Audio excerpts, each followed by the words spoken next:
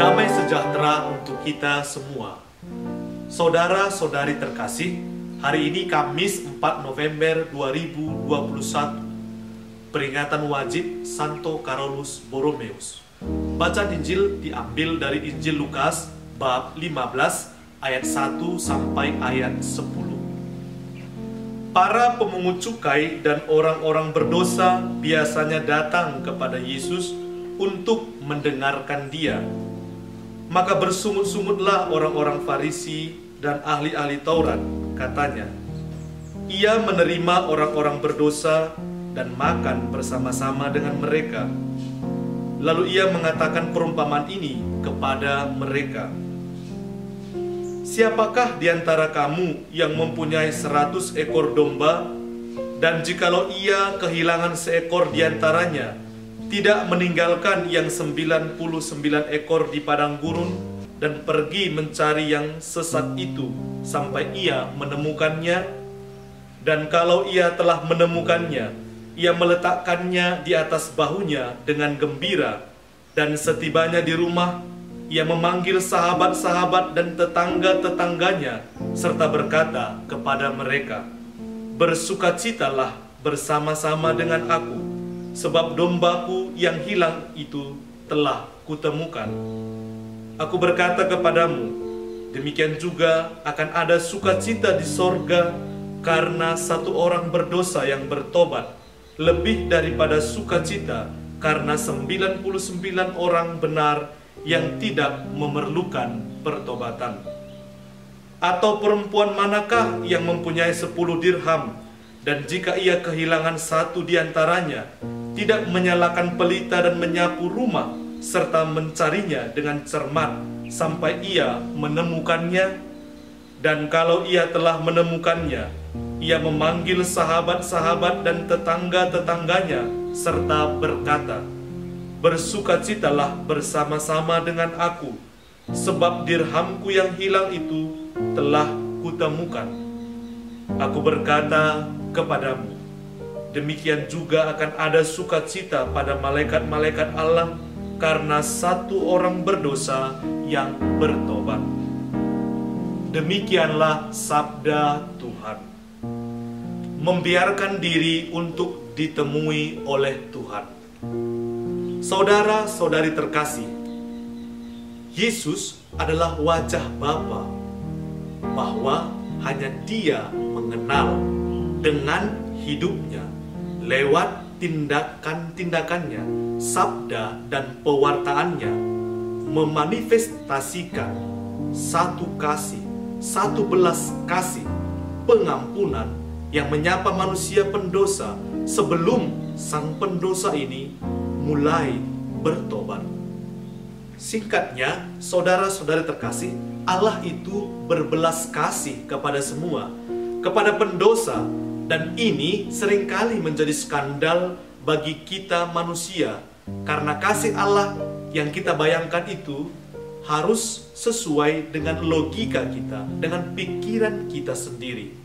Padahal kasih Allah adalah rahmat yang gratis, cuma-cuma, dan bukan kita peroleh lewat apa yang kita pikirkan atau yang kita kerjakan.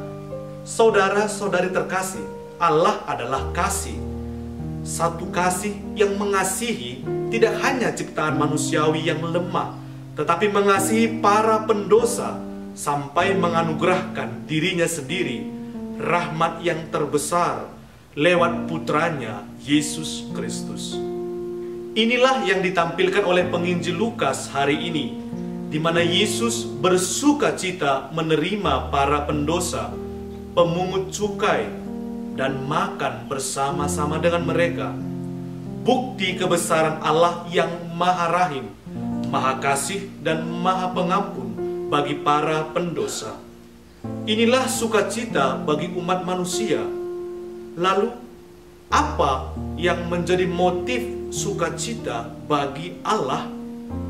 Sukacita bagi Allah sesungguhnya adalah menemukan kita manusia berada dalam kasih-Nya. Bagaimana itu bisa terjadi? Dua perumpamaan dalam Injil Lukas yang baru saja kita dengar memberi pemahaman bagi kita tentang penemuan satu domba yang hilang dan satu dirham yang hilang.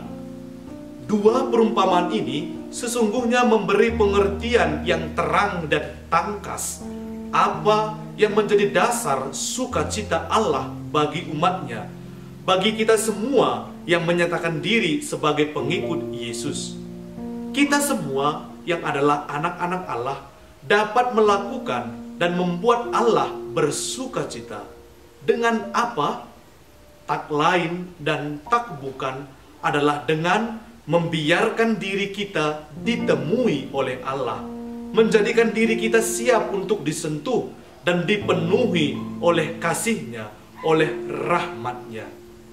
Saudara-saudari terkasih, tidak cukup hanya bahwa Allah datang menyapa dan mencari kita, tetapi penting juga bahwa diri kita sendiri kita biarkan untuk ditemui dan disapa, bukan malah kita lari dan menghilang menjauh dari Allah.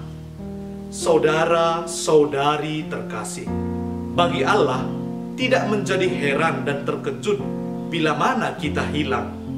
Semua dari kita, saudara-saudari terkasih, pernah hilang dalam kehidupan ini, baik oleh diri kita sendiri karena kelalaian, kealpaan kita, atau diakibatkan oleh orang lain. Namun, saudara-saudari yang terkasih, yang menjadi penting adalah bagaimana kita membiarkan diri untuk ditemui dan tidak menutup diri dan menghilang serta menjauh, sehingga kita sulit atau tidak bisa ditemukan. Saudara-saudari terkasih, Allah bersukacita atas satu orang yang berdosa yang bertobat. Sebagaimana jika seorang menemukan satu domba yang hilang di antara 99 domba yang aman di padang gurun. Juga sebagaimana seorang wanita yang menemukan satu dirham yang hilang di antara 9 yang aman. Allah bersukacita bersama banyak orang atas para pendosa yang bertobat. Allah bersukacita atas mereka. Kita semua yang membiarkan diri kita ditemui oleh Allah membuat Allah bersukacita. Saudara-saudari terkasih, mari lewat bacaan Injil hari ini kita pun semakin hari semakin disadarkan akan panggilan kita untuk bersukacita, baik saat ini maupun kelak dalam kerajaannya. Kita senantiasa diingatkan untuk kembali dan membiarkan diri kita ditemui dan dijumpai oleh Allah kapan dan dimanapun. Inilah sukacita Allah dan sahabat-sahabatnya, yakni mereka yang senantiasa berkehendak baik dan bekerja sama dengan Allah. Jangan pernah takut untuk kembali, untuk membiarkan diri ditemui oleh Allah lewat pengalaman-pengalaman rohani sehari-hari, lewat sabda dan sakramen-sakramen tali, lewat doa dan devosi, serta ulah kesalehan lainnya.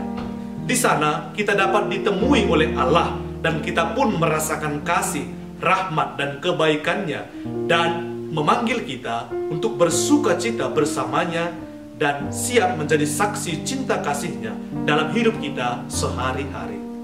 Saudara-saudari terkasih, kita bisa belajar dari Santo Carolus Borromeus yang kita peringati hari ini. Ia adalah seorang uskup dan kardinal dari keluarga bangsawan di Italia.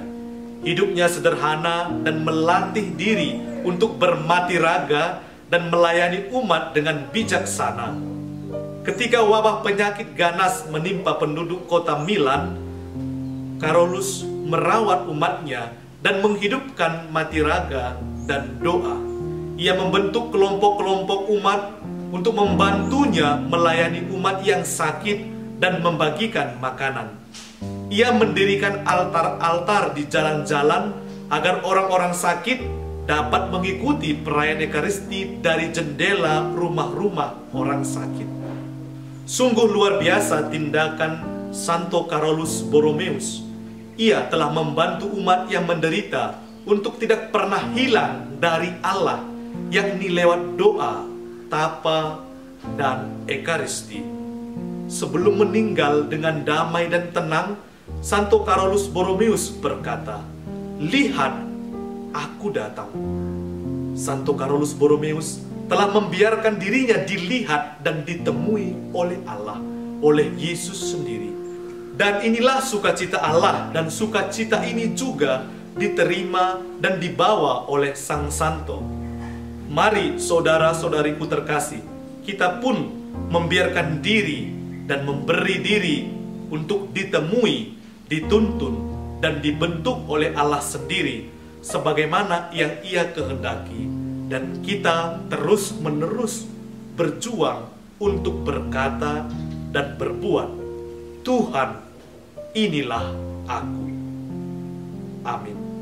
Tuhan memberkati kita.